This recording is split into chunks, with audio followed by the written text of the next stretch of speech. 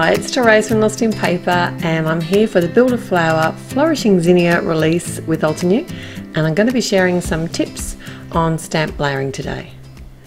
So this is a beautiful new stamp layering flower. It has 5 different layers and it doesn't have an outline layer, and I think sometimes they can be a little bit harder to layer up. So I am using my MISTI. Tip number 1. If you have a stamp positioning tool, it makes life so much easier, and you might as well stamp out a few while you're on the go. Starting with the most solid stamp, so that's your base stamp, I've just prepped it because it's a brand new stamp. I've just prepped it with an eraser, and that'll just help the ink stick to the new stamp. I do twist my ink pad and then tap just to get a little bit more ink onto my stamp, but I am only stamping these once. I will list the colours that I use over at my blog. You will see a couple of different colours while I'm stamping here because I did try out some different colours along the way. But a good trick too is to have a piece of cardstock like I'm doing here, and I'm actually using it for 2 flowers, so I'm just flipping it around each time, tucking it into the corner of the MISTI.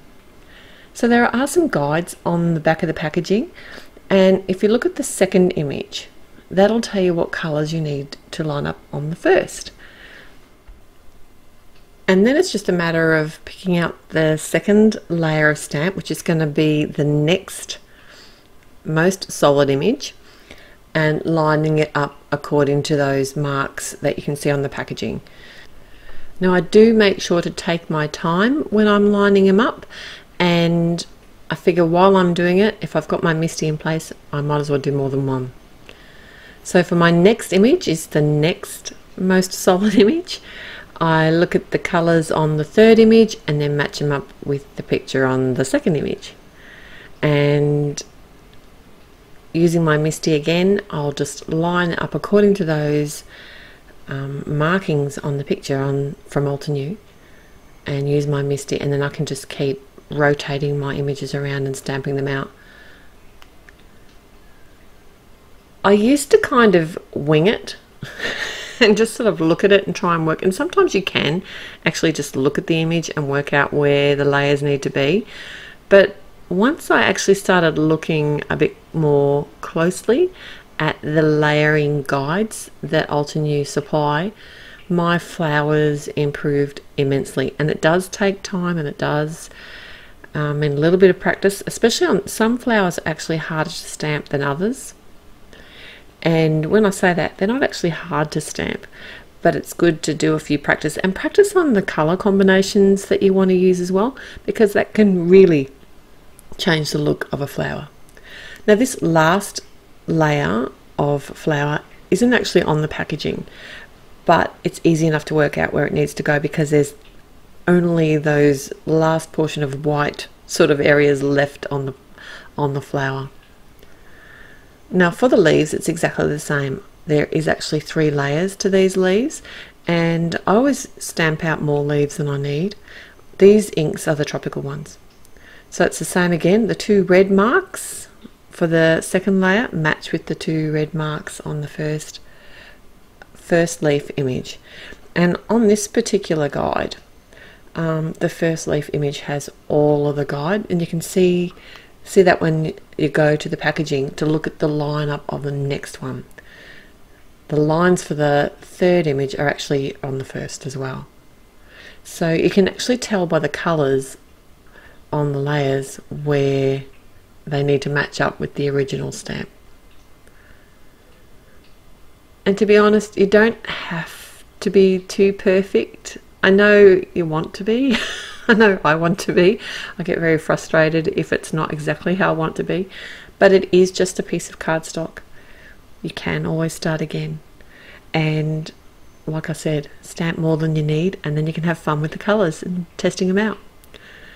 And the best thing about Build a Flower is that they come with their own coordinating dies, and this one has one for the flower and for the leaves.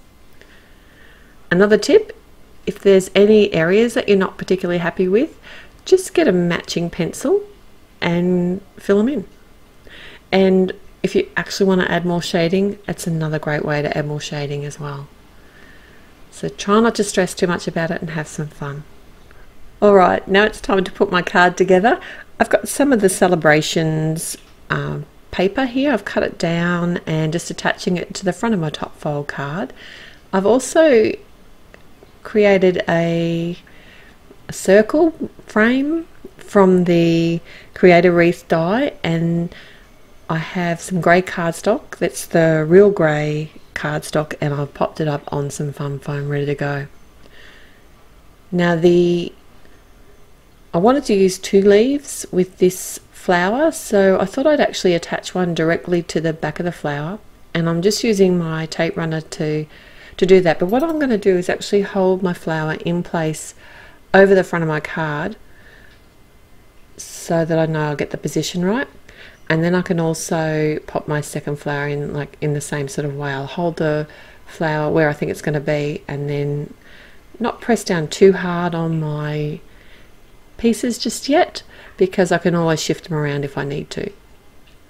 Right, to attach my frame, I'm just using some matte medium, and I'm kind of doing this almost in the center of the card, maybe just slightly up from the center.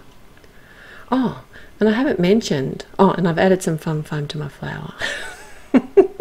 And I haven't mentioned that there's a giveaway at my blog. So if you're here in October 2018, head to my blog through the link below, and you can have a chance to win if you leave a comment. Now I'm just going to add the sentiment, which comes from the signature words die, and I thought it'd be really nice just to add this to the actual flower itself. And that's my finished card. Thanks so much for joining me. I hope to see you at my blog.